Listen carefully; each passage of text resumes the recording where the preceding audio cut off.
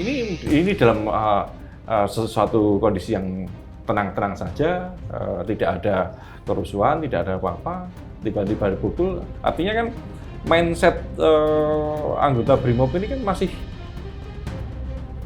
kalau bisa dikatakan ini primitif lah. Polri nggak bisa ini bekerja hanya memproses terhadap satu orang Bribda MS. Tidak cukup. Karena Ananda Arianto dan kakaknya masih berusia anak-anak, maka BRIMOB yang tetap mengandalkan mindset tempur semestinya kan juga punya penghargaan terhadap hak asasi manusia dan protokol penanganan anak. Membeli kemenangan. Dengan kemenangan itu dia bisa berbuat kepada masyarakat, melakukan penindakan hukum. Polisi itu sakti banget. Jadi kalau dalam situasi Kanjuruhan dan situasi Pejompongan, Mas Bambang bisa simpulkan itu kepanikan. Kalau satu kata untuk situasi ritual apa? Kesengajaan. Halo Sobat TN, ketemu lagi kita di Bang X Napi Diskursus Net.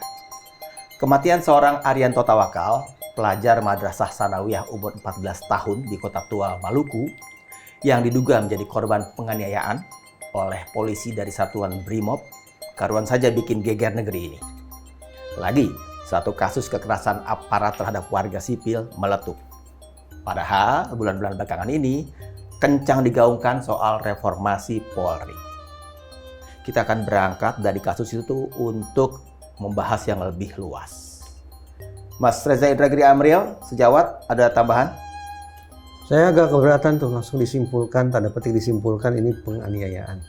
Dugaan penganiayaan, ada kata Tetap dugaannya. Dugaan penganiayaan pun saya mempertanyakan benarkah dugaan itu tepat digunakan pada kasus ini. Nanti kita bahas jadi ya. Oke. Assalamualaikum, belum menyapa itu. Waalaikumsalam. Baik Sobat TN, kita akan segera bersiniar, tapi jangan lupa untuk ikuti akun-akun media sosial kami di @diskursusnetwork.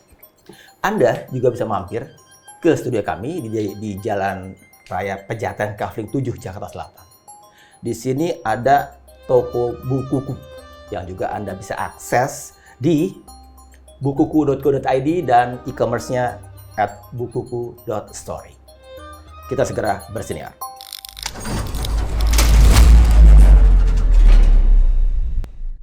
Sobat TN, mari sekarang kita bersiniar. Sebelumnya saya coba dulu untuk perkenalkan narasumber yang sudah hadir.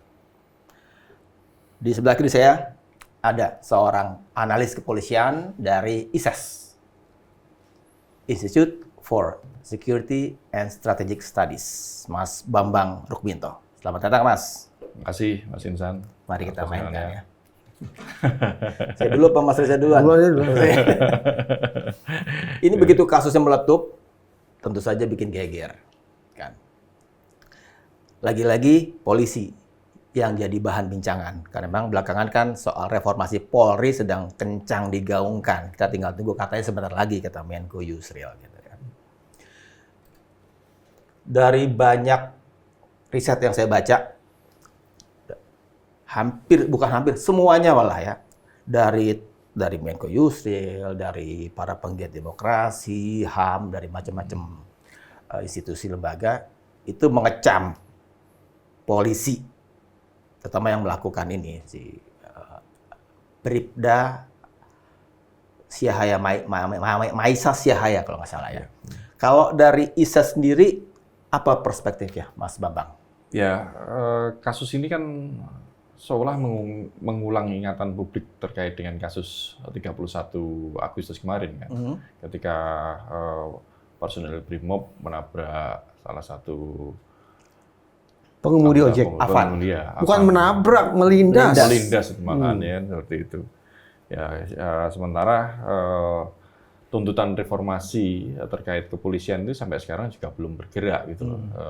Masih omon-omon saja gitu loh. Masih beberapa kali saya diundang di kepolisian, kemudian juga diundang di Komisi Reformasi, tapi sampai detik ini nyaris belum ada kita melihat perubahan yang jangankan signifikan ya, perubahan yang tampak aja belum terlihat. Ditambah lagi dengan kasus-kasus penabrakan di Tual ini, kemudian kasus kemarin di Kapolres Bima. Jadi ini menambah beban kepolisian gitu loh, menambah beban kepolisian sampai kapan ini akan terus terjadi seperti itu. Kapan reformasi itu benar-benar dilakukan sesuai dengan harapan masyarakat seperti itu. Kalau saya coba kutip Usman Hamid dari Amnesty International Indonesia bilang ini bukan pidana biasa, ini udah pembunuhan di luar hukum. Saya nggak tahu apakah terminologinya extrajudicial killing atau unlawful killing. Setuju nggak kalau Mas Ya, Bambang? kalau melihat kronologinya, saya setuju dengan yang disampaikan Bang Usman, karena ini anggota Brimob ini dalam rangka apa? Apakah dalam rangka operasi gitu yang ditugaskan oleh satuan? Gitu. Kan tiba-tiba saja kalau saya melihat membaca berita yang beredar kan seperti itu. Seseorang anak SMP sedang melakukan apa, kemudian dipukul bersamaan dengan kakaknya kalau salah kan, yang satu ini meninggal. Ini dalam rangka sedang melakukan tugas apa? Gitu. Makanya yang sampaikan Bang Usman, saya setuju. Ini jelas pembunuhan ya kalau seperti itu. Saya mengatakan seperti itu. Berbeda sekali dengan kasus di 31 Agustus kemarin ketika penindasan Afan ini. Saya melihat kalau dalam kasus penindasan Afan, ya itu dalam satu situasi chaos. Sama seperti kasus Kanjuruhan. Kondisinya berbeda sekali. Ini dalam sesuatu kondisi yang tenang-tenang saja, tidak ada kerusuhan, tidak ada apa-apa, tiba-tiba dipukul. Artinya kan mindset anggota Brimob ini kan masih, kalau bisa dikatakan, ini primitif lah. Saya mengatakan seperti itu karena ya ini harus sudah ditinggalkan jauh hari itu. Memukul seorang tanpa sebab, apalagi ini anak-anak gitu. Ini jelas-jelas nggak bisa diterima akal sehat seperti itu. Makanya ya kita sih mendorong agar proses pidana bagi personil ini segera dilakukan. Seperti itu. Ada, kalau kita kilas balik, ada peristiwa di Semarang. Gama, korbannya Gama kan, dia pelajar juga, gitu kan. Ditembak kemudian, terungkap ditembak. Bukan dalam konteks si polisi sedang melerai tawuran pelajar. Kalau di sini Arianto juga disebut-sebut lakukan balapan liar, gitu kan. Jadi ada semacam usaha menutup-nutupi kebenaran dari polisi di dua kasus yang terjadi ini dengan korbannya pelajar juga. Gimana Mas? Ya. Modus macam apa ini yang dilakukan polisi? Seringkali kepolisian ini kan menarik persoalan personilnya menjadi persoalan organisasi. Ini makanya jadi beban bagi kepolisian kan. Ini kan kalau bisa diselesaikan bahwa oknum atau personil ini, kalau kita oknum seringkali kan jadi klise karena semuanya banyak masalah ini. Ya personil aja lah yang lebih umum gitu. Personil kepolisian ini kalau salah ya dikatakan salah gitu aja.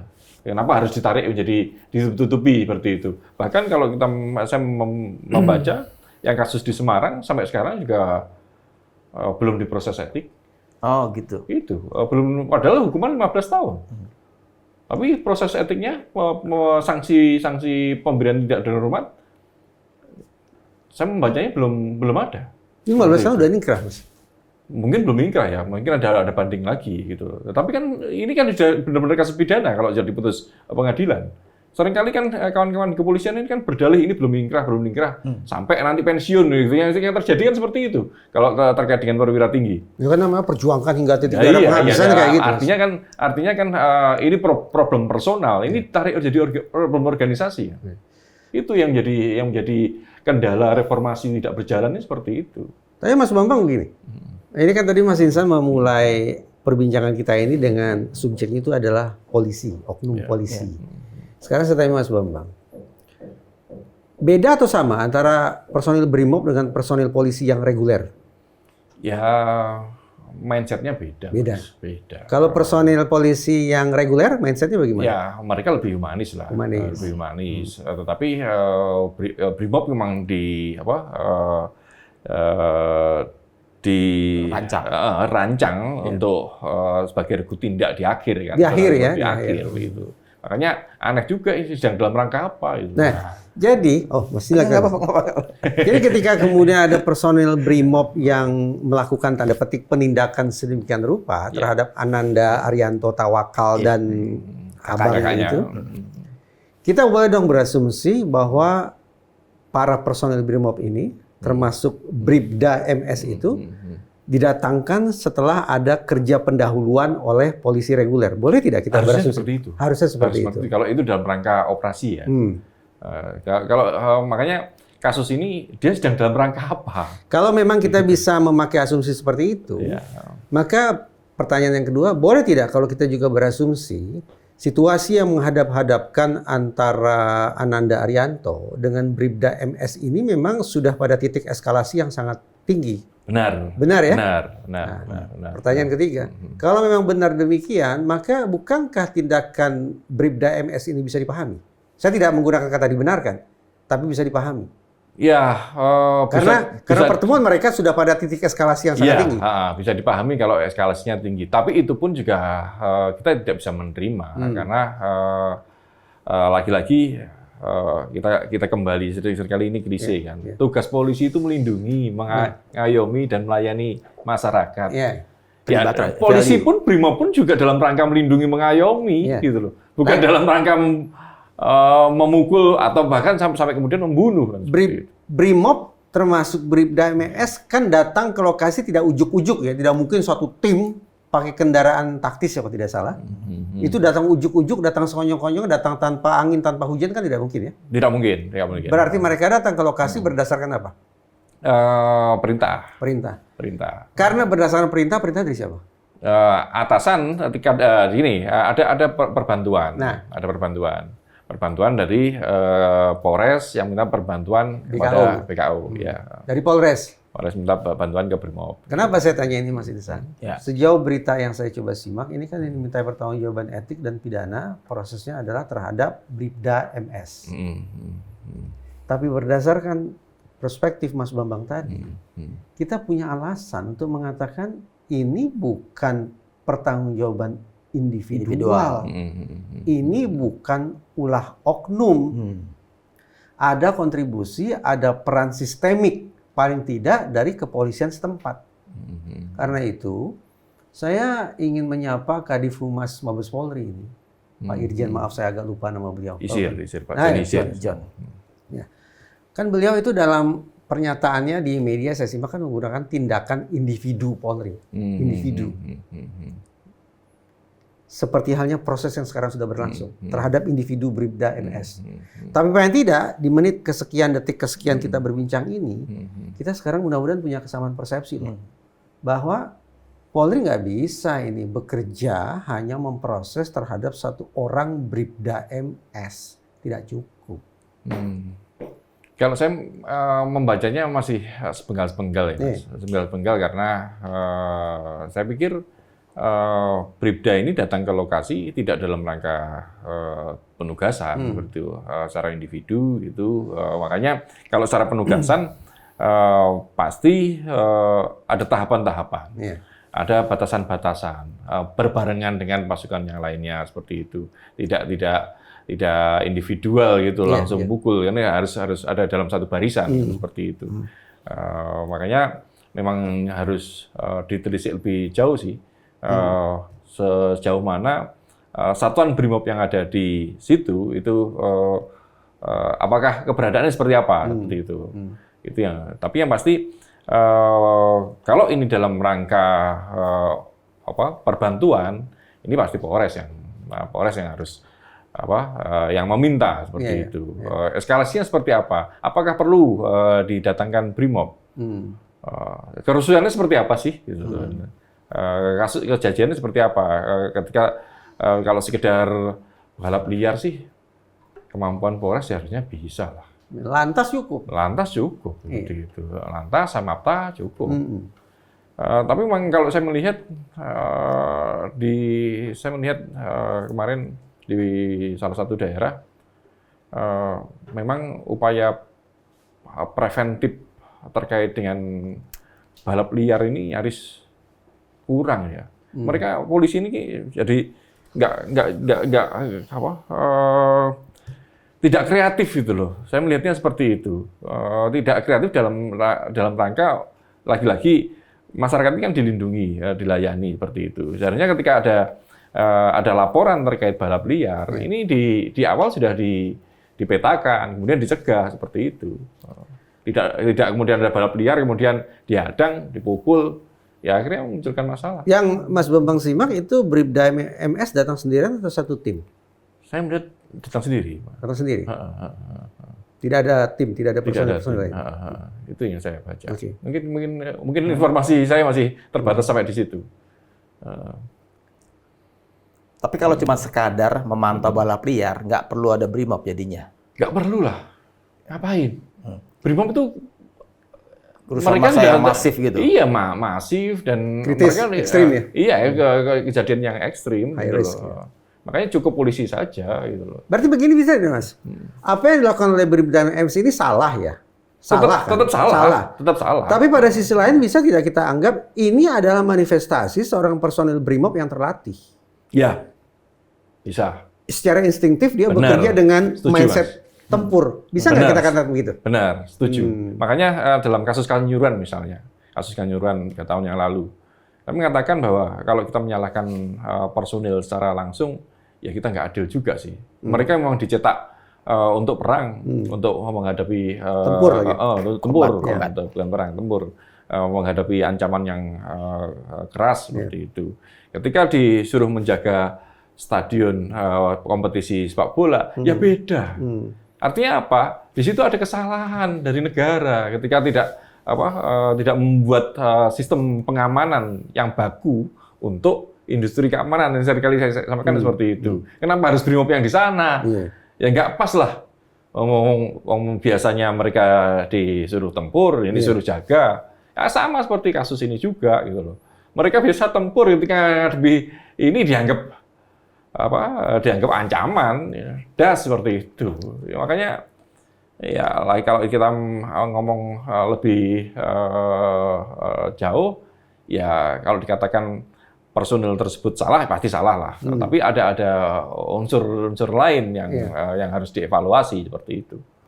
Bisa dibilang nggak, Mas Bambang, ini ada kesalahan perintah komando karena menghadirkan BRIMOB di situasi Ya, itu? kalau di situ salah. Kalau di situ salah. Mendatangkan BRIMOB itu dalam rangka apa ke sana kan seperti itu. Ya tadi di awal saya sampaikan lantas saja cukup kok. Polisi umum aja cukup kok kalau mendatangkan itu. Ini kecuali kalau ini mau bikin kerusuhan. Kerusuhannya seperti apa? Kan Sejenak kita kan seolah memberikan pemakluman juga ini terhadap Bribda MS. Karena dia adalah personel BRIMOB, bukan personil polisi yang reguler. Maka apa yang dilakukan saat itu kendati salah, tapi jangan-jangan itu adalah manifestasi betapa proses pelatihan penggemblengan terhadap dia itu manjur, gitu ya. Sukses ya. Tapi pertanyaan saya begini, Pak. Supaya kemudian netizen tidak salah kaprah bahwa kita sedang mengadvokasi Bribda MS. Ya, saya juga nggak rela juga. Iya, ini sama seseorang ini. Iya. Adik kita, itu anak-anak kita kan itu. Jelas bagi saya nggak ada kompromi. Bagi saya benar. mendahulukan bukan berarti melangkai proses hukum, tapi saya sungguh-sungguh berada pada posisi anak lah gitu. Ya, benar. Pertanyaan saya begini, Mas Bambang. Bribda MS ini menggunakan apa ketika melakukan sebutlah kekerasan terhadap anak? Menggunakan apa? Katanya kemarin kalau saya baca menggunakan helm seperti itu. Yang Mas Bambang ketahui helm itu merupakan alat pengendali bukan? Bukan lah. Jadi alat apa? Iya, untuk pengamanan dia sendiri. Dia sendiri. Seperti itu. Alhasil, ketika seorang personil BRIMOB sekalipun menggunakan helmnya, apa yang kita bisa maknai, Mas? Ya, dia mungkin terdesak seperti itu. Tapi seterdesak apapun itu juga nggak mungkin terdesak. Makanya Anak 14 terdesak. tahun, Mas. Makanya lawan personil BRIMOB yang saya bayangkan bawa senjata itu. Iya benar Mas. Terdesak apa gitu kan pertanyaannya. Apakah anak 14 tahun itu kemudian mau nabrak dia? Ya. Pak, ngomong kita lihat polisi saja takut, apalagi lihat Brimob seperti itu. Jadi kan tidak mungkin, Mas Reza. Iya. Kalau dikatakan itu terdesak, gitu. Lalu kalau kita ngomong asumsi kemungkinan dia terdesak, ya jelas nggak mungkin, gitu. Jelas nggak mungkin. Gitu. Ketika helm itu, Mas Bambang, ketika helm itu diayunkan ke arah kepala korban, Ananda Arianto Tawakal itu oleh sang Brimob, apakah itu sudah bisa dibilang sebagai use of deadly force gitu? Bisa lah, Mas. Ya dia dalam rangka apa gitu loh. Dia memukul itu dalam rangka apa? Serangan helmnya kemana? Ke kaki? Kepala? Kepala. Ya jelas. Terjawab dong. Apakah Jelas itu deadly force? Kepala loh. Pastilah. Itu jelas masuk. Nah, Nggak mau. poin tentang helm ini, penggunaan helm, apalagi helm yang tertuju ke kepala si anak, ini merupakan koreksi bahwa saya pribadi tidak dalam konteks atau sama sekali tidak punya kepentingan untuk sedang membela Bribda MS itu. Jadi kendati dia seorang personil Brimob sekalipun, Mas Insan, Mas Bambang, tapi saya menganggap orang ini pantas dihukum berat. Iyalah, Mas. Saya tuh setuju. Makanya harus bisa dipilah-pilah ya. Dalam situasi apa kan, seperti itu. Sangat berbeda dengan kasus pelindasan Afan. Sangat berbeda sekali dengan berbeda, kasus ya? Berbeda lah. Kasus di Kanjuruhan berbeda. Coba Mas beda gimana? Kalau dalam kasus Afan ada pengemudi ojol yang dilindas atau terlindas itu? Situasinya chaos. Itu situasi chaos. Situasinya Jadi chaos. mindset atau psikologinya personil apa dalam situasi Bisa chaos? panik. Bisa panik. Bisa panik. seperti Karena panik, lalu ketika melindas maka semestinya kita memahami dia dengan empati atau justru dengan kemarahan? Karena dia panik. ya kita harus adil lah. Kita harus adil lah. Dia panik lah. Oke. Meskipun seterlatih apapun lah. Manusiawi lah ya. Manusiawi ada lah. ke sisi Iya, manusiawi. sisi manusiawi. Itu situasi di mana? Petamburan ya? Ya, Pejompongan. Pejompongan. Ya. Kalau di Kanjuruhan situasinya apa? Sama. Panik juga. Panik juga. Sekarang anggaplah di situ 100 orang, 200 orang. Menghadapi 36.000, Mas. Panik juga ketika ada, ya Mas Adisa paham psikologi sosial lah. Ketika crowd, chaos, satu letupan saja bisa membuat semuanya jadi chaos kan, rame. Ya, Sementara siapa di yang takut? Tual situasinya apa? Bukan kepanikan juga. Enggak lah saya melihatnya. Panik seperti apa? Berapa sih orang yang balap liar itu? Jadi kalau dalam situasi Kanjuruhan dan situasi Pejompongan, Mas Bambang bisa simpulkan itu kepanikan. Kalau satu kata untuk situasi di Tual apa? Kesengajaan. Kesengajaan. Baru saya mau tanya tuh Mas Bambang. Sengaja seperti itu. Ini arogansi. Muncul sengaja itu karena arogansi. Mindsetnya masih ya tadi primitif tadi kan. Melihat masyarakat itu bukan untuk dilayani, tapi sebagai musuh kan seperti itu. Ini kan sangat, makanya ya harus berubah polisi. Kalau melihat masyarakat yang demo atau masyarakat manapun lah sebagai ancaman, ya semuanya akan dihantam gitu loh, dilindas, dipukul. Kesengajaan untuk apa? Agar apa? Agar Ananda Arianto Tawakal mengalami apa? Ya berhenti. Kira-kira kalau kita masuk ke mindsetnya seorang berhentilah. Brimob, Berhenti. supaya berhenti. Berhenti. Kalau berhenti kenapa yang dihajar kepala? Ya itu refleks aja. Jadi Refleks. Bribda MS ini Menghajar, menyerang kepala. menyerang, iya. Itu refleks. Iya, refleks. Nah, karena ya, mereka dididik untuk menghentikan dengan keras ya. Gitu. Tidak sebenarnya dididik, ya menghentikan dengan keras ini bagian manapun yang penting berhenti kan, seperti itu. Ya, tidak menghentikan dalam rangka melumpuhkan, tapi yang penting berhenti gitu. Antam habis gitu. Kalau polisi reguler yang saya tahu kan ada misalnya peringatan lisan. Ya. Kemudian kalaulah ada tembakan peringatan ke bagian tubuh yang tidak mematikan. Jadi ada jenjangnya gitu, ada tahap demi tahap. Tapi kalau Brimob bentuk penindakannya langsung ke kepala sebenarnya. Sama Sama saja. Makanya ya, itu kan kalau dalam SOP, dalam barisan gitu kan, Mas. Kalau dalam situasi virtual ini personel kok. Dia apakah dia dalam barisan itu kan enggak? Apakah dalam aba-aba kepala komandan regunya seperti itu? Apakah kalau komandan regu terus kemudian semuanya bawa helm masing-masing gitu untuk ngantem? Kan enggak. Apakah juga disiapkan senjata gas air mata atau peluru karet? Kan tidak. Ya mengantam dengan helm itu saja sudah salah gitu loh. Helm ini bukan alat untuk Pengendali. untuk mengamankan dia iya. Dari Mas, ini kan Bribda Maesa Siaha MS itu. Jelas-jelas kombatan dia, dia Brimob ya. Iya, Brimob. Mungkin di mindsetnya to combat bukan to protect and to serve, Yeah. kayak yang lain, polisi yang lain yang biasa, bukan Brimob. Tapi apakah dia tidak punya, katakanlah, judgement bahwa dia sedang berada di situasi sipil gitu, apalagi kelihatan mungkin secara fisik yang datang tuh anak kecil, Yeah. beda setahun kan, 14 tahun dan 15 tahun kakaknya kan. Apa dia nggak bisa punya judgement yang cukup untuk itu, bahwa ya jangan bawa-bawa mindset tempurnya pada saat situasi seperti itu gitu. Ya, mereka tidak dilatih seperti itu. Mereka tidak dilatih untuk berpikir. Ini kan berat gitu loh. Makanya kemarin di Komisi Reformasi saya sampaikan, problem kepolisian ini bukan hanya sekedar rekrutmen gitu loh. Rekrutmen udah jadi masalah lah. Mereka ada yang nyogok, ada yang seperti apa, itu masalah. Kurikulum juga harus dibenahi. Saya sampaikan gitu. Kurikulumnya masih membesarkan otot kok, tidak menaikkan kualitas otak, gimana? Mas Reza, coba dong. Ya, harus Di seperti komen itu. juga apa nih perspektifnya dari yang tadi itu. Brimob itu kan menurut saya adalah personel pilihan ya.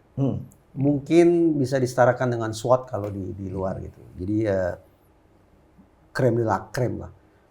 Tim khususnya Polri untuk operasi-operasi yang beresiko tinggi. Gitu. Sehingga kita pantas berasumsi bahwa satu sisi mereka baik otak maupun ototnya itu dikondisikan untuk aktif untuk responsif dalam situasi tempur. Tapi mengingat kodrat mereka bahwa mereka itu adalah sipil, maka tentu kita tetap harus membedakan antara paramiliter Brimob dengan militer Tulen, tentara. Standar mereka dalam menyikapi hak asasi manusia mungkin juga berbeda satu sama lain. Pertanyaan, ketika otot dan otak mereka dilatih untuk siap tempur, di dalam kurikulum, kan tadi Mas Wawo nyinggung kurikulum kan? Di dalam kurikulum pendidikan Brimob itu ada tidak materi tentang hak asasi manusia? Tentang anak misalnya. Ini kan anak nih. Iya. Ya. Di Reskrim sepengetahuan saya ada buku panduan khusus tentang bagaimana menginterogasi anak.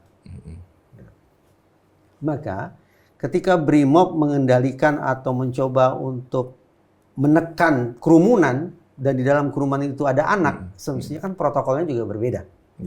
Demikian pula dalam kasus ini.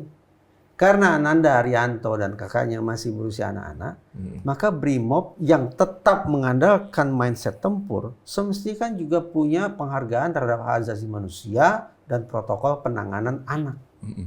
Kita asumsikanlah, anggaplah Ananda dua ini bikin onar. Saya yakin mereka tidak bikin onar, tapi kita berandai-andai mereka bikin onar. Andai-andai mereka adalah pembalap liar. Tetap sekali lagi, personel Brimob punya kewajiban atau institusi Brimob, ya, atau bahkan institusi Polri, semestinya juga menyusun atau memiliki dan menegakkan protokol penanganan anak-anak. Kalau itu vakum, maka ya sudah jelas. Terbacalah oleh kita bahwa sepertinya memang ada ruang yang tidak kunjung terisi terhadap para personel Brimob ini, sehingga mereka semata-mata bekerja dengan mindset ala kombatan. Mengesampingkan nilai kemanusiaan, hak asasi manusia, dan anak. Boleh nggak disebut sebagai overreaction dari institusi karena menurunkan Brimob, institusi Polri? Overreaction karena menurunkan Brimob di situasi Mas Insan, saya jam-jam belakangan ini berpikir bahwa ini melanjutkan yang tadi sebetulnya. Paling tidak Kapolres semestinya diperiksa. Karena saya yakin di tingkat satuan wilayah semacam itu, BKU tadi ya, Yap. Mas Bambang menyebut istilah itu, diperbantukan, BRIMOB diperbantukan itu kan tidak datang sekonyong-konyong dari markas mereka keluar, Nggak tidak. mungkin, ya. Tapi pada perintah kan. Udah. Saya memberikan perintah ya, saya ingin berasumsi pemberi perintahnya adalah dari pucuk pimpinan tertinggi di satuan wilayah setempat, yaitu Kapolres. Sehingga stop dulu tuh Kapolres, Yep. periksa dulu. Sampai saat kita bersinar ini belum ada ya cerita Pemberitaan itu. saya belum simak ada, ini belum beberapa ada ya, menit belum ada lalu sama sebelum kita sekali. mulai belum Belum ada. ada. Karena diproses terus-menerus yang disebut adalah Bribda Bribda MS itu. ya. Tindakan individu Polri. Nah, demikian pula karena yang saya baca adalah Bribda MS ini datangnya satu tim. Berarti ada beberapa personel BRIMOB lain. Pertanyaan, itu personel BRIMOB lain di TKP tidur apa? Pasti nggak tidur kan? Pasti melihat kan peristiwa itu. Dan pasti ada komandannya juga. Ada komandan. Kira-kira mereka melakukan apa terhadap Bribda MS? Yep. Ketika Bribda MS sudah mulai tampak gelagatnya mengambil sebuah tindakan yang eksesif, apa yang mereka lakukan? Kalau tidak ada, mereka juga salah. Alhasil, bukan hanya Bribda MS, berlanjut ke Kapolres, tapi paling tidak para personel BRIMOB yang ada di TKP itu Melakukan pembiaran ya, Rem.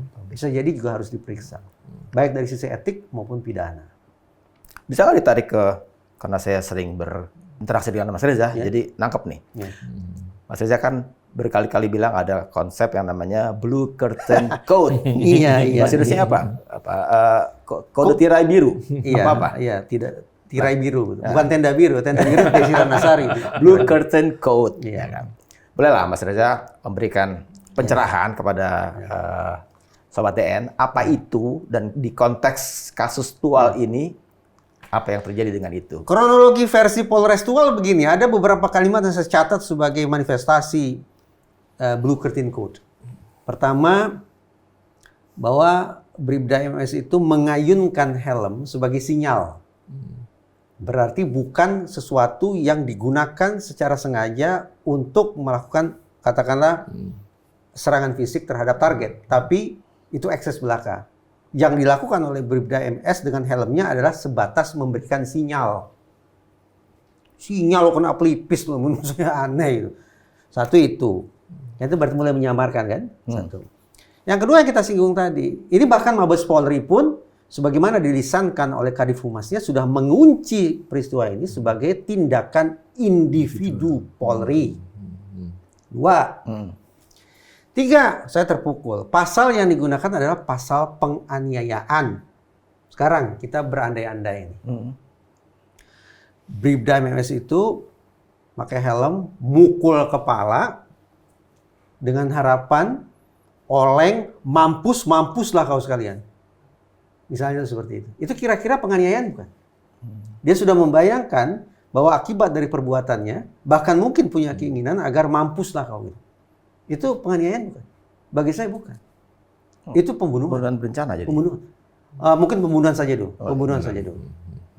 Jadi, begitu langsung dikunci pasal yang digunakan adalah pasal penganiayaan yang ancaman hukuman maksimal 7 tahun kalau saya tidak salah.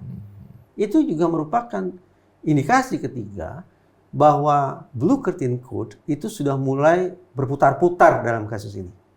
Karena itu izinkan saya untuk tidak teryakinkan oleh perkataan Jenderal Listio Sigit selaku Kapolri sekalipun yang mengatakan bahwa kasus ini akan ditangani secara transparan. Izinkan saya untuk tidak percaya Pak Kapolri. Izinkan saya untuk tidak percaya. Dan saya punya alasan tidak percaya karena berdasarkan referensi yang namanya Blue Curtain Code atau kode senyap itu sudah menjadi subkultur yang bisa dikatakan universal di sekian banyak organisasi kepolisian. Jadi Sekian banyak kasus. bahasa awamnya Saya lanjut Blue dikit nih, Curtain. mumpung saya udah emosi nih. Boleh. Emosi tapi mudah-mudahan tetap terukur ya. Gitu. Kontrol. Iya. Sekian banyak kasus yang ditangani oleh kepolisian kita ini, sekian banyak juga menunjukkan Blue Curtain Code itu berlangsung. Untung buru-buru dibongkar oleh masyarakat. Misalnya, apa yang paling kentara? Kasus Verdi Sambo. Coba kan? Obstruction of Justice kan? Ada persidangan tuh, Obstruction of Justice. Apalagi kalau bukan Blue Curtain Code itu namanya. Nah itu jadi contoh. Jadi, nah ini kan jadi terukur bahwa saya itu bukan berhenti pada katakanlah kecaman gitu, enggak gitu. Karena itu, kan saya yakin kita berulang kali perbincangkan ini Mas Insan. Kita kan semua termasuk Polri kan punya kepentingan kalau kasus itu diungkap atau ditangani itu harus ada 4 tolak ukur mutunya kan. Tuntas, menyeluruh, objektif, transparan. Polri punya kepentingan yang sama kan? Semestinya begitu dong. Agar 4 tolak ukur terpenuhi, maka walaupun korbannya 2 orang anak, bukan hanya 1 loh. Anak 1 lagi patah tangan loh. Cedera parah kan itu. Ya. Korbannya tanda petik hanya 2 orang. Tetapi sepatutnya dibentuk tim investigasi yang melibatkan pihak eksternal. Jadi tafsiran gampangnya supaya awam bisa paham tentang Blue Curtain Code adalah Kode senyap menutup-nutupi penyimpangan, kesalahan, aib, kejahatan oleh sejawat nih, oleh sesama personil berbaju coklat. Jiwa korsa itu. Jiwa korsa yang sesat lah gitu. Sesat gitu. Kan semestinya jiwa korsa tidak untuk hal semacam itu. Iya. Oh iya, maaf. Karena saya sebut coklat, jangan lupa kejaksaan juga coklat bajunya, tapi saya tidak sedang bicara kejaksaan, saya bicara tentang Polri. Mas Bambang sepakat dengan adanya Blue Curtain Code itu, kode senyap itu, yang terjadi sejauh pengamatan Mas Bambang itu? Yang terjadi selama ini seperti itu. Kalau kasus tadi yang sama mirip lah, itu kasus di Semarang kan. Gama ya. Sama seperti itu. Kapolres juga tidak diapa-apakan, promosi gitu kan. Ya jadi ya masyarakat nggak salah juga kalau menilai memang yang disampaikan Mas Reza tadi, ya itulah yang terjadi di kepolisian kita gitu. Dan sampai sekarang tidak ada upaya untuk perbaikan karena ya tadi yang salah kadang-kadang diampuni, dipromosikan, terus polisi yang baik itu yang mana? Pertanyaan kan akhirnya seperti itu, Mas Insan. Katanya polisi yang baik itu banyak, tapi polisi yang bermasalah masih promosi. Terus yang baik itu yang mana? Akhirnya muncul seperti itu. Karena kasus-kasus seperti ini kan terulang terus kan. Itu yang harus. Mas Bambang, kenapa sih tadi sempat seperti saya tangkap nadanya jadi skeptis terhadap keberadaan Komisi Percepatan Reformasi Polri? Ya sampai sekarang belum ada perbaikan. Ya ada apa sih yang perbaikan yang ya masyarakat harus merasakan lah. Ini sudah berapa bulan ya? Hampir 4 bulan. Udah 3 bulan kalau Komisi Reformasi Presiden kan 3 bulan, udah 3 bulan lewat ini dan hampir 4 bulan ini. Pak belum dikatanya sih kemarin sudah selesai rekomendasinya, tapi mau diumumkan nunggu Presiden pulang dari. Apa sih yang bisa kita maknai, Mas? Kan sebetulnya Indonesia juga sudah punya Kompolnas. Kalau Kompolnas nggak bisa apa-apa, Mas. Itukah alasan Presiden Prabowo membentuk Komisi Percepatan Reformasi Polri? Mungkin. Karena Kompolnas dalam undang-undangnya tidak mengatur apa-apa, hanya memberikan masukan pada Presiden, menerima keluhan, tapi tidak bisa berbuat apa-apa. Mau manggil Kapolri nggak mungkin. Nggak efektif. Nggak efektif. Dasar hukumnya Kompolnas bukannya ini ya? Peraturan pemerintah? Undang-undang Polri. Undang-undang Polri. Makanya kemarin saya sempat sampaikan di salah satu TV, ya sebaiknya Kompolnas memang dibubarkan saja. Bubarkan aja. Bubarkan saja.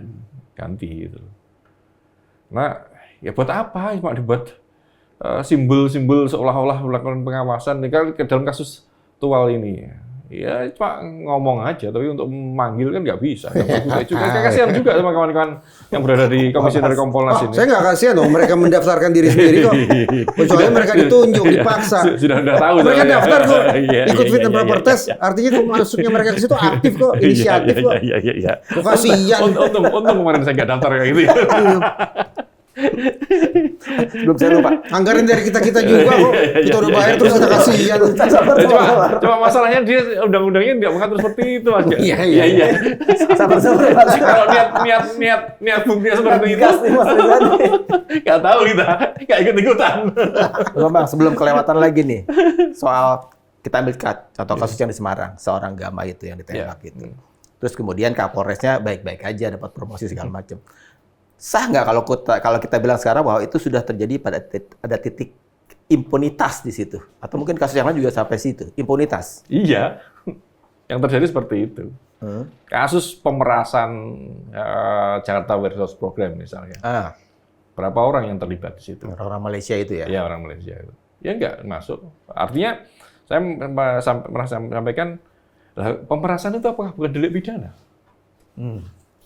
Sehingga itu tidak diproses pidana. Kan seperti itu. Artinya ada apa di polisian kita ini? Gitu.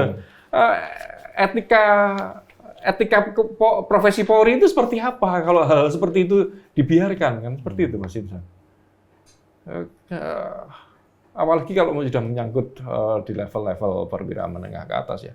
Seringkali yang kena mesti level-level bintara, level-level bawah, sama seperti kasus Tual ini. Sama nih, jadi saya tiba-tiba ingat nih, karena kita pernah perbincangan di sini kan. Kita dapat jutaan views juga karena kita ngobrol soal kasus Cirebon. Vina Cirebon ya. Iya. Dalam kasus Cirebon, ini belok dikit ya. Dalam kasus Cirebon itu kan Mabes Polri sudah membentuk tim sus. Ya. Kapolri sendiri mengumumkan tim sus untuk investigasi ulang peristiwa meninggalnya Eki dan Vina. Sudah kerja? Sudah. Hasilnya sudah ada? Saya yakin sudah lah. Sudah dilaporkan ke Kapolri mungkin? Mungkin sudah. Diumumkan tidak ke publik? Tidak. Jadi hasil kerja tim susnya apa? Kita nggak tahu. Kalau kita katakan mereka tidak kerja pasti protes kan?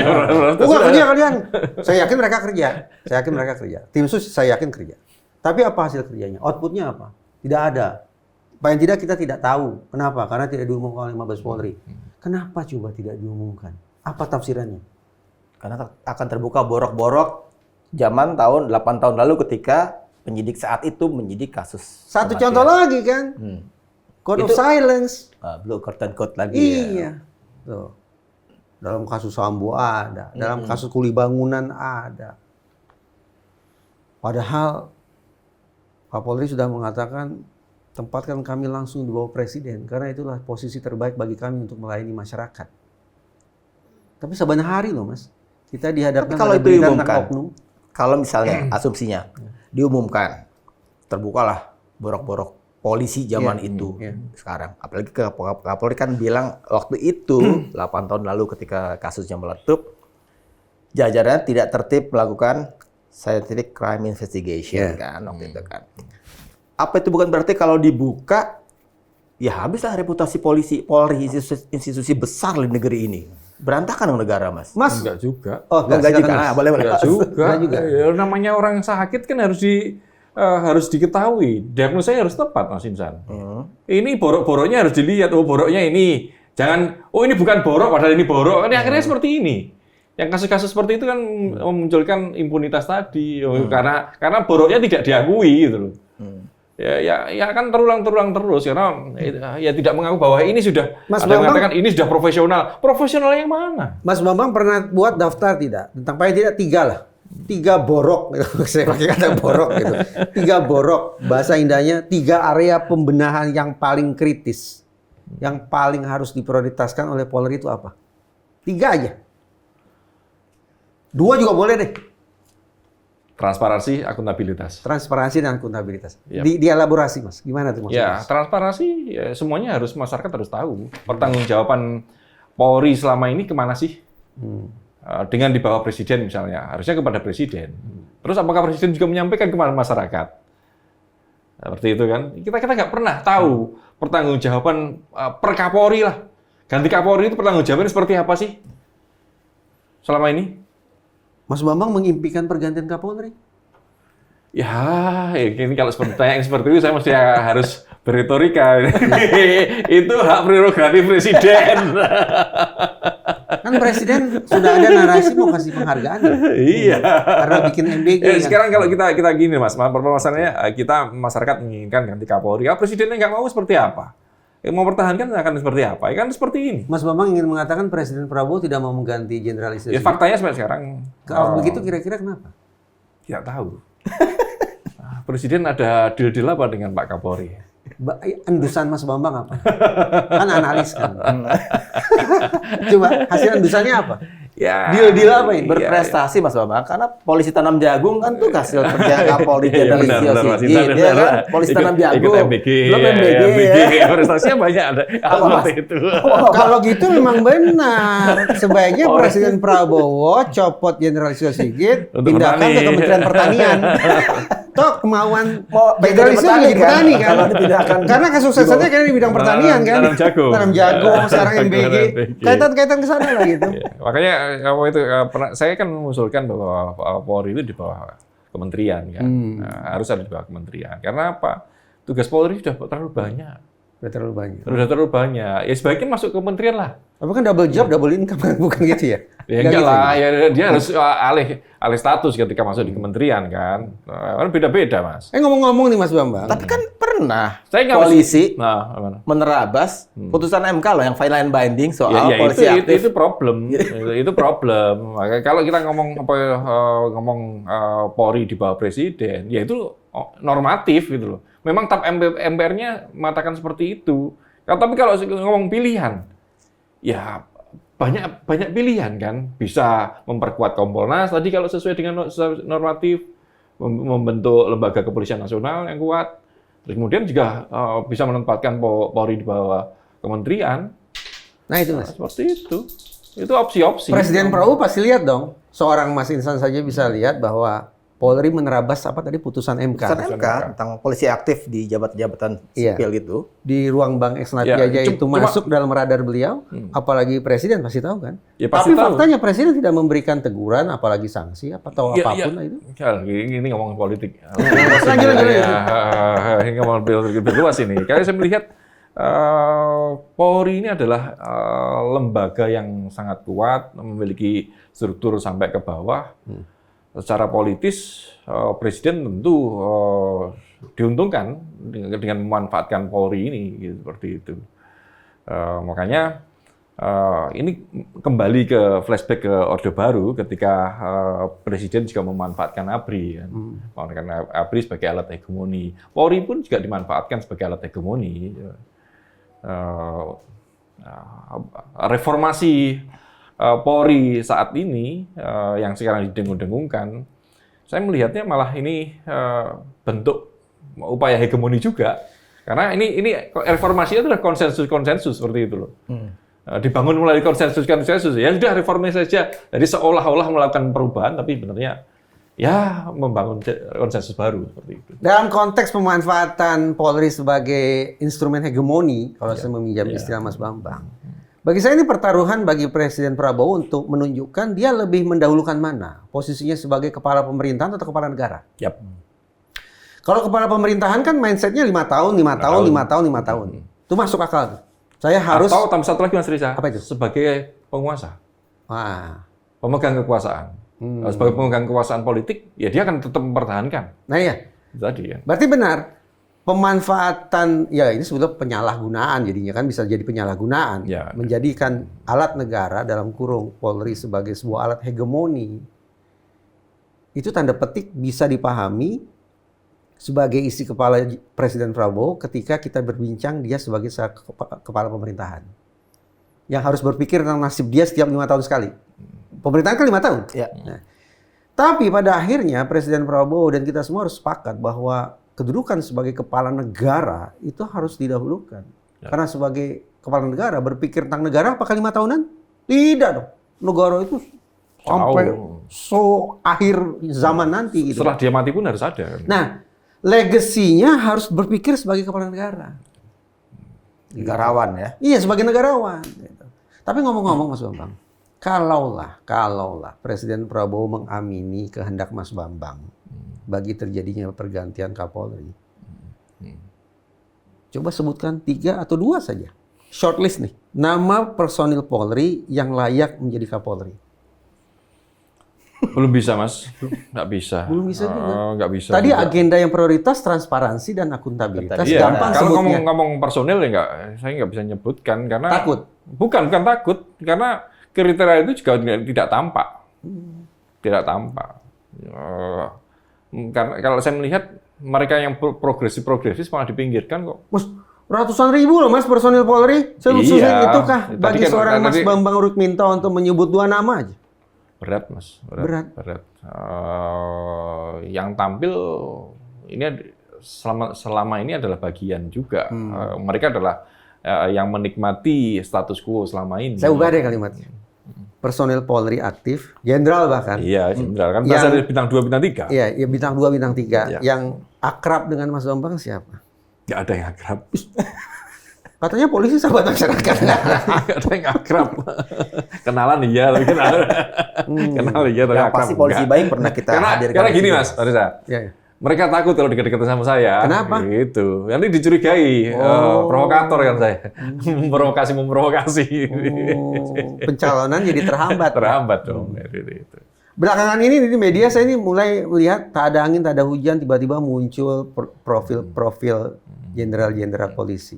Sudi Aryoseto. Muncul lah tuh, Rudi profilnya Darmo. begini. Nah, itu Mas Bambang udah sebut-sebut Ya, nama. ini, tuh. makanya tadi kan yang ditanya Mas Reza kan siapa yang kemungkinan itu? Kalau nama-nama kan banyak, Suyudi ada Wahyu Widada misalnya. Tapi biasanya yang muncul pertama kali itu yang jadi jago. Mas. Saya nggak menjagokan siapa. Benar. Saya nggak menjagokan siapa-siapa. Oke, karena kalau saya sebut juga mereka kasihan juga. Gitu. Alhasil ya sama saja dong Mas. Bergantian atau tidak ada pergantian sama saja dong. Sama aja kalau sistemnya tidak berubah. Nah, dan sistem untuk berubah sistem ini keputusan politik DPR sama Presiden. Kalau DPR-nya masih seperti sekarang ini, saya tidak yakin ada perubahan. Sekarang ini maksudnya seperti apa? Ya yang ada sekarang ini, DPR yang ada sekarang ini. Di Komisi 3 khususnya? Ya Komisi 3 lah. Jadi komisi percepatan reformasi itu nggak perlu diharapkan hasilnya, Mas. Tadi saya sampaikan Mas Insan sama Mas, ini bentuk konsensus saja dalam sebuah hegemoni. Kan. Ya, konsensus saja, seolah-olah ada perubahan, tapi ya sudah, ya sudah sampai di situ aja. Konsensus, ini ada reformasi. Prakteknya lagi-lagi keputusan Presiden sebagai negarawan. Kalau Presiden tidak memiliki visi negarawan yang 100-200 tahun ke depan, ya Polri akan selalu dimanfaatkan untuk kekuasaan. Sejujurnya sulit juga saya mendengar kalimat itu ketika digandeng ke nama Presiden Prabowo.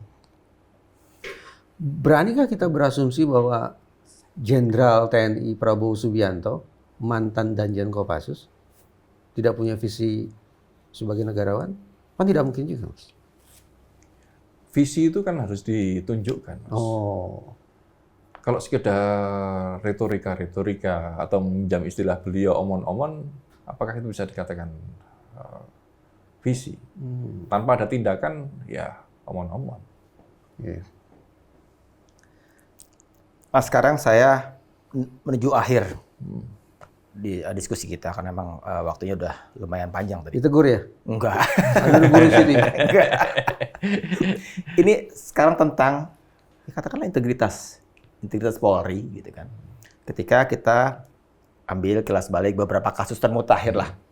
Kapolres Bima yang terlibat mafia narkoba gitu kan. Terus kecelakaan lalu lintas yang kemudian kasus Hogi itu di Jogja itu jadi tersangka kemudian.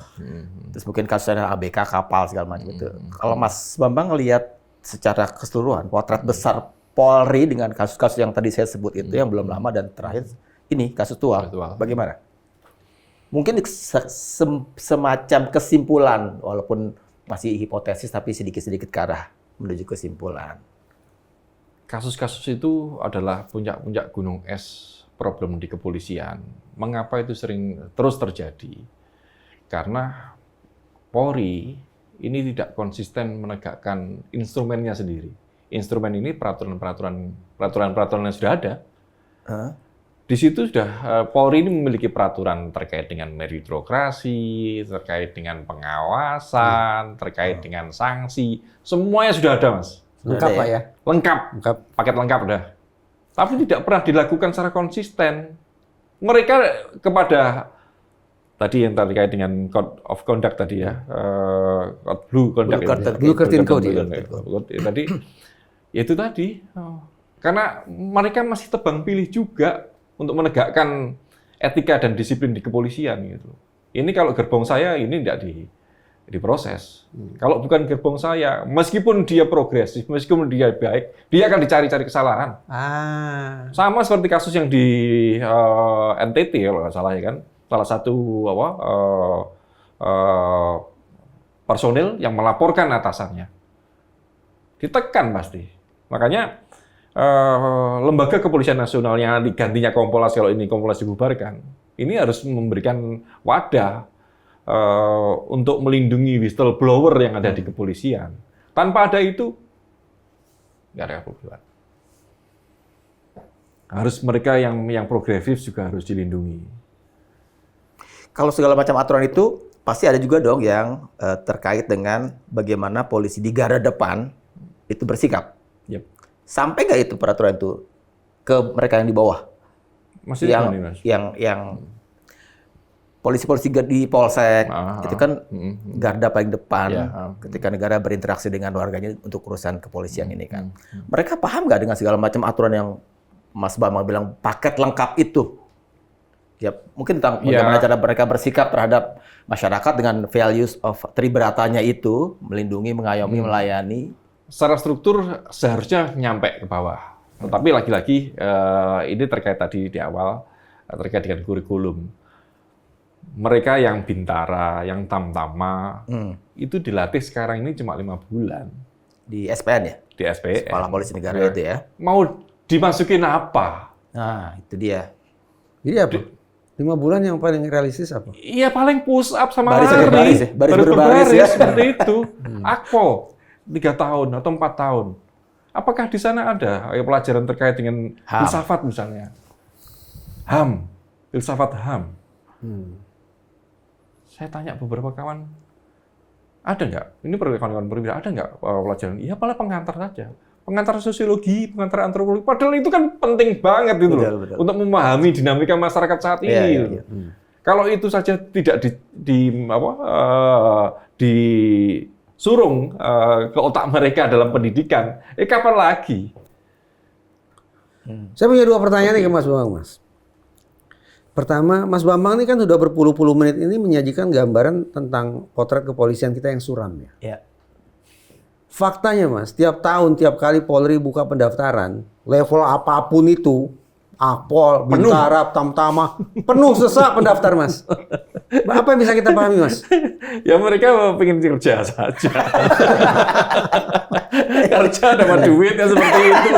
Dan yang lebih kalau saya jawaban saya yang seringkali lebih ekstrim, ya mereka membeli kekuasaan, membeli kewenangan, membeli kewenangan yang diberikan negara.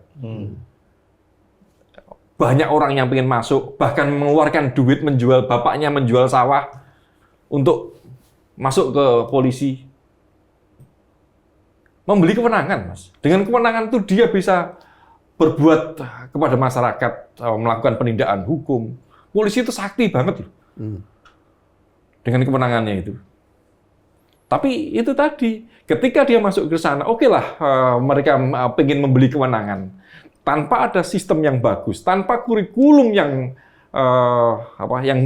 sesuai dengan harapan masyarakat, humanis tadi, pengetahuan terkait dengan HAM, dan yang melindungi, mengayomi sesuai dengan tupoksi Polri, ini tidak menjadi paradigma utama dalam pendidikan itu, ya muter-muter lagi. Mereka akan menyalahkan kewenangannya, arogansi, yang sama kemudian munculkan kasus seperti di Tual ini. Itu. Terakhir Mas Reza, pertanyaan yang kedua. Belum. Kan ada 3 lagi. Iya. Kita kan dalam posisi mencintai Polri dan TNI kan. Ya, jadi tidak ada keinginan membentur-benturkan. Apalagi mereka kan dulu kan pernah saudara kandung kan. Ya. Tapi dengan potret Polri seperti yang Mas Bambang gambarkan, bisa tidak kita meraba rasakan isi hati TNI seperti apa ya? Ya, kalau saya melihat selama ini ada persaingan sih antara TNI dan Polri pasca pencabutan dui fungsi ABRI ya. Terus kemudian pasca pemisahan TNI Polri memang ada persaingan, ada kecemburuan, kewenangan Polri yang lebih luas. Tapi setelah munculnya undang-undang TNI ini, Polri pun juga merasa terpinggirkan dengan banyaknya TNI yang masuk di lembaga-lembaga negara seperti itu. Akhirnya muncul yang saya sampaikan Mas Insan, keputusan menolak putusan MK itu tadi kan, bahkan mengeluarkan perpol kan seperti ini kan, artinya problem ini tidak akan pasca reformasi, ini problem ini tidak akan pernah berubah gitu loh, karena mereka hanya bersaing kue gitu loh, mendapatkan kue, tidak berpikir ke depan. TNI yang profesional, Polri yang profesional, seperti hanya rebutan kue saja. Kan yang jadi korban siapa ketika mereka rebutan kue? Ya masyarakat lah. Yang semestinya menengahi atau meluruskan situasi itu lantas siapa? Presiden. Presiden. Sebagai kepala negara. Sudah? Nggak pengen ngegas lagi nih Mas. Nggak, udah Kalau nggak saya tutup nih. Oleng nanti Mas, oleng. Saya yang ketir-ketir ini, Mas nih Mas. Udah deg-degan terus ini. Ya udah, saya bantu untuk tidak deg-degan. Siap, Saya mau Mas. tutup nih Mas Bambang. Makasih Mas Bambang untuk Sama-sama. perspektifnya yang menarik. Makasih Mas Bambang. Sama-sama, Mas Reza. Mas Reza juga nih, mantap. Ya sama-sama. Ya udah Sobat TN, itu tadi sungguh-sungguh bincangan yang sangat menarik. Kita berangkat dari kasus Tual. Satu yang saya catat banget dari Mas Reza dan Mas Bambang, bahwa semestinya bukan tanggung jawab individual yang ada di kasus ini. Karena ada perintah dari organisasi lah, katakanlah begitu. Lalu kemudian kita di belakang-belakang membincangkan tentang reformasi Polri yang semestinya. Dari pola rekrutmen, dari pendidikan, dari disiplin, dari pengawasan. Itu semuanya menarik, jadi saya nggak perlu ulang-ulang lagi. Silakan saja Sobat TN untuk tonton ini berulang-ulang. Balik lagi, supaya lebih paham. Dari kasus Tual, lebih ke tarik potret yang lebih besar lagi. Jadi, untuk sementara, saya terpaksa menghentikan bincang-bincang yang seru ini. Tapi kita akan ketemu lagi di isu-isu yang lain yang menarik juga. Atas nama Mas Bambang dan Mas Reza, saya pamit undur diri. Tabik. Tapi ini ya. Iya.